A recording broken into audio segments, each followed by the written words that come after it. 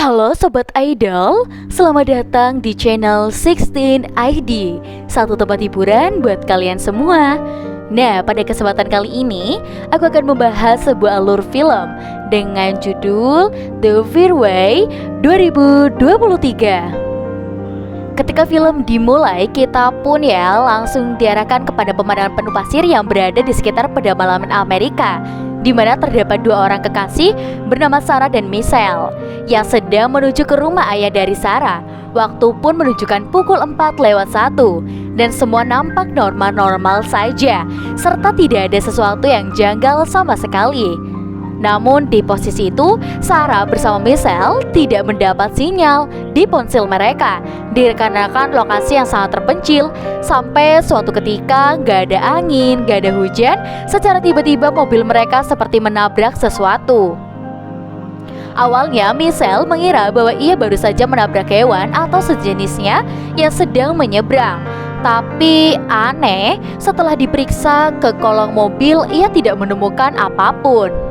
Jelas fakta ini membuat Sarah keheranan sendiri, karena mobil tersebut terasa seperti terbentur dengan sesuatu yang keras.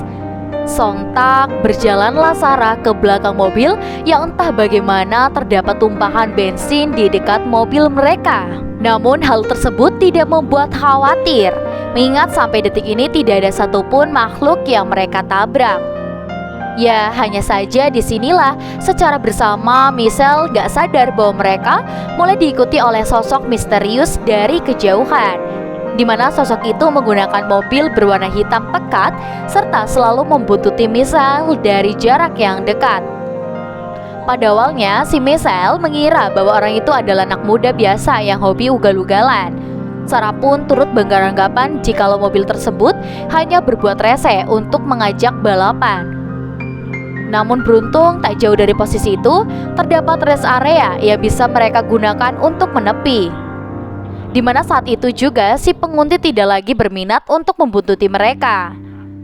Dan disinilah secara bersama Michelle langsung berdebat keras, dikarenakan si Michelle sudah overthinking jikalau orang tadi adalah pembunuh berantai. Lalu mampirlah mereka ke kedai kecil yang terletak di tempat antah berantai ini. Saat dimasuki, kedai ini benar-benar sepi selayaknya rumah makan setan. Di dalamnya pun hanya terdapat beberapa orang pelanggan yang terlihat lesu serta lemas. Tidak diketahui kenapa mimik wajah mereka seperti itu, tapi yang jelas Michelle beserta Sarah langsung disambut oleh seorang pelayan. Belum apa-apa, si pelayan pun berkata bahwa ia sangat bersyukur bisa melayani orang yang humble seperti mereka, karena baginya sendiri berada di kedai ini tidaklah seru sama sekali. Alhasil Michelle bersama Sarah pun langsung merasa tersanjung, di mana sebagai hadiahnya mereka mendapat 2 buah koin yang bisa digunakan untuk memutar lagu favorit di kedai tersebut. Dan sontak saja, rumah makan yang tadinya terasa sepi kini terasa jauh lebih ceria dan juga positif. Namun di luar sana, si penguntit masih saja menanti keberadaan mereka berdua. Ia terlihat menunggu dengan sabar selagi sepasang kekasih tersebut masih menikmati momen keseruan mereka di dalam kedai itu. Sebelum pergi, Sarah merasa iba kepada sang juru masak yang berada di rumah makan tersebut. Ia sengaja memberikannya segepok uang karena si koki benar-benar mirip dengan sosok ayahnya.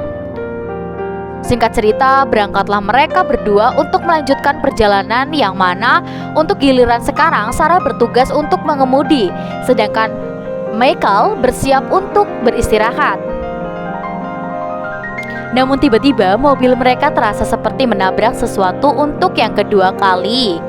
Tapi di momen ini Michael tidak perlu memeriksa kolong mobil lagi, karena ada suatu keanehan yang baru disadari oleh Sarah. Tak lain bukan tempat ini adalah tempat yang sama di mana mereka sempat merasa menabrak sesuatu sebelumnya.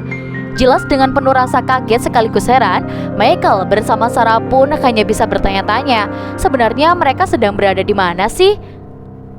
Di sisi lain, si manajer rumah makan terlihat berbincang bersama koki dan juga si pelayan. Manajer itu berkata bahwa mereka harus terus menjalankan tugas seperti yang sudah dijanjikan sebelumnya. Nah, pada poin ini masih menjadi tanda besar nih. Tugas apa yang sebenarnya dikerjakan oleh mereka bertiga? Lalu scene beralih lagi kepada Sarah dan juga Michael yang masih keheranan. Sialnya, belum selesai dengan rasa heran itu, mereka pun harus menerima kenyataan jikalau si penguntit itu masih saja bersiap untuk membuntuti mereka. Namun di sisi lain, bukannya yang mengamuk, di sini si Sarah pun dibikin ketakutan dengan paras dari sosok itu. Hasil pelarian langsung dilanjutkan, si penguntit itu terus mengikuti dari belakang tanpa diketahui maunya apa. Gak kebayangkan sih jika hari yang kita anggap bahagia malah berujung semenjak ini. Terlebih bensin di mobil mereka sudah benar-benar sekarat. Dan kalau kayak gini gak ada pilihan lain selain mencari keberadaan kedai sebelumnya, yang untung saja tepat di depan sana rest area tersebut pun mulai terlihat. Dan memang benar saat Sarah melipir ke dalam, sosok tersebut tidak lagi berani untuk mengejar. Dari situ Sarah pun mengalami mual yang luar biasa. Lalu ia langsung mencari telepon yang sekiranya bisa dipakai untuk menelpon 91. Hanya saja bukannya membantu pihak kepolisian, malah menyuruh Sarah untuk beristirahat di rest area, sekaligus mencari kenyamanan di tempat itu. Tak lama, Michael mulai menceritakan keluh kesahnya terkait aksi si penguntit yang selalu mengikuti sedari tadi. Tapi aneh, apapun itu yang diceritakan oleh Michael, si manajer sama sekali tidak merasa panik. Ia seperti sudah tahu apa yang terjadi, dan bahkan ia hanya meminta Michael untuk segera istirahat. Di saat itu jugalah secara tiba-tiba, seorang pelanggan yang dipenuhi luka memar mulai mengatakan bahwa ia ingin bercerita. Namun sayang, belum saja sempat bercerita, si manajer pun langsung datang untuk mencegah. Setelahnya dibawalah perempuan tersebut ke sebuah kamar, yang mana pada titik ini si perempuan terus berkata bahwa ia belum siap untuk pergi. Belum diketahui pasti dia akan pergi kemana. Namun yang jelas manajer langsung mendorongnya masuk ke kamar itu. Dari situlah sebuah kamar pun telah selesai dipersiapkan oleh si manajer, yang mana Michael bersama Sarah sadar bahwa tempat itu turut menyediakan penginapan bagi para traveler. Tapi anehnya entah bagaimana si manajer bisa mengetahui nama Sarah dan juga Michael, padahal sebelumnya mereka tidak pernah menyebutkan nama sama sekali. Terlebih Sarah pun gak sengaja mengintip ke salah satu kamar yang mana ia melihat perempuan tadi akan segera disiksa oleh seseorang. Tak diketahui pasti orang itu siapa, tapi yang jelas firasat Sarah semakin tidak enak. Dan disinilah Sarah pun segera mengajak Michael untuk pergi secepat mungkin. Dengan banyak kejanggalan yang mereka temui, Sarah segera menyimpulkan bahwa ketika pihak itu benar-benar bekerja sama dengan si penguntit, yang memang benar di saat yang bersamaan langsung marah-marah karena baru kali ini tugas mereka bertiga tidak berjalan dengan tuntas. Setelahnya waktu demi waktu pun di sini berjalan secara lambat, di mana pada saat yang sama si Koki mulai teringat lagi dengan kebaikan dari Sarah. Dari situlah ia segera berdiskusi kepada si manajer, di mana terdapat satu hal yang membuat si manajer tidak setuju. Namun pada situasi yang berbeda, si penguntit kembali beraksi. Tapi kali ini Michael tidak akan berhenti di kedai tersebut, melainkan ia sengaja tancap gas sembari dikejar tanpa pernah berhenti. Michael bersama Sarah ingin tahu apa jadinya jikalau mereka tetap dikejar oleh sosok tersebut. Dan demi mencari jawaban yang berbeda, Michael pun nekat untuk memutar balik. Ia sengaja melawan arah dari jalan ini, tak peduli apa yang akan terjadi setelahnya. Dan anehnya sedari tadi mereka berjalan di lokasi yang sama, waktu pun hanya bertambah 10 menit saja. Bukan hanya itu, bensin mereka turut awet di titik yang sama tanpa adanya pengurangan sama sekali. Tapi sejak saat itulah mereka masih berusaha untuk berpikir positif, serta berharap adanya keberadaan bantuan heran pun dengan kejanggalan yang semakin menggila. Michael langsung memutuskan untuk berjalan kaki melintasi hamparan tanah yang apa boleh buat cara ini adalah cara terakhir untuk mengetahui apa yang sebenarnya terjadi. Dan benar saja, secara tiba-tiba mereka langsung melihat sebuah mobil yang sudah rusak parah, serta di mana kagetnya mobil itu adalah mobil mereka berdua. Jelas pertanda ini menandakan bahwa dari awal mereka berdua sebenarnya sudah mengalami kecelakaan. Dan setelah mengetahui fakta tersebut, Michael langsung berontak kepada sosok misterius itu. Alhasil Michael pun kena luka sayap yang cukup dalam di bagian dada. Tak ada lagi opsi lain, kembalilah mereka ke jalan semula. Anehnya meskipun sudah berkendara ke arah yang berlawanan, mereka masih saja melintasi rumah makan yang sama. Apa boleh buat, untuk yang ketiga kalinya mereka pun harus mampir lagi ke kedai tersebut. Namun bedanya pada kunjungan kali ini, si manajer beserta karyawannya tidaklah menyambut mereka, melainkan secara segera disuruh keluar untuk menghampiri si manajer. Dan pada faktanya, si penguntit juga terlihat berada di tepi jalan itu. Lalu Sarah pun diberitahu bahwa sederet dari tadi ia sebenarnya sudah mengalami kecelakaan bersama Michael. Mirisnya akibat kecelakaan itu mereka berdua harus berada di ambang batas dari kehidupan dan juga kematian, yang bisa dibilang sekarang ini beserta Michael sedang berada di fase sekarat. Kalau kita mundur lagi, momen tersebut sebenarnya sudah terjadi ketika mobil mereka terasa seperti menabrak sesuatu. Yang pada faktanya memang benar, pada saat pukul 4:01 mereka sebenarnya benar-benar menabrak benda keras. Dan ternyata benda yang mereka tabrak adalah sebuah mobil, yaitu mobil dari perempuan yang penuh luka yang turut berada juga di dalam kedai tersebut. Jelas terjawab sudah kenapa Sarah bersama Michael hanya menemukan tumpahan bensin, karena memang bensin tersebut merupakan pertanda bahwa sempat terjadi kecelakaan.